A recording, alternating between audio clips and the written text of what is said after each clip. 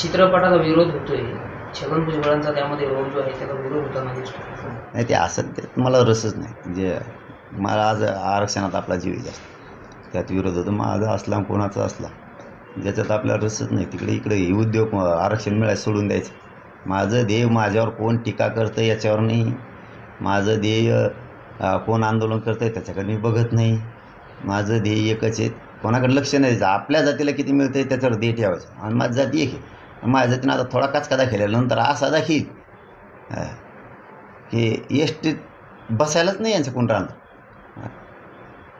तिकीटं गोली यांची सगळ्याची, एस टीनं फिरायची सुद्धा पंचायत यांची. म्हणजे इतकं वाईट वाटन त्यांना, असा त्याचा अर्थ. सोपं नाही. मग आपल्याला हलक्यात जर आता घेतलं मग सरकारला कळन आणि विरोधी पक्षाला बी कळन मग काय कसा असतो मराठे आणि मराठ्याच्या मताचं रूपांतर कशाला म्हणतात.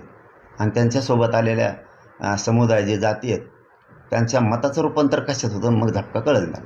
त्यामुळं आम्ही विश्वास ठेवला शंभूराजे देसाई साहेबांवरती, शिंदे साहेबांवरती, फडणवीस साहेबांवरती, जे सामंत साहेब आले होते, त्यांचे कोण कोण मंत्री आले होते, ते राऊत एक मध्यस्थी करतायत त्यांच्या माध्यमातून. त्यामुळे ठेवला.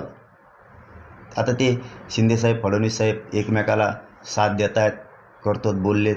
आम्हाला काय कोणीही करू, आम्हाला आरक्षण पाहिजे, चांगली गोष्ट आहे. फडणवीस साहेब जर त्यांना बळ देत आहेत, ताकद देत आहेत, जर गोष्टी होत आहेत, चांगली गोष्ट आहे. आमच्या काही शत्रू थोडे फडणवीस साहेब. मी आजच नाही 10 महिन्यापासून म्हणतो, पण बोललं की सोडित नाही.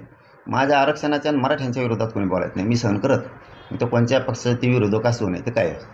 माझं ध्येय सरळ आहे, कोणाच्या आरोपाला उत्तर मी देत नाही, मला गरज नाही आणि मी त्याला महत्त्व देत नाही. माझं ध्येय गोरगरीब मराठ्यांना आरक्षण मिळवून देणे.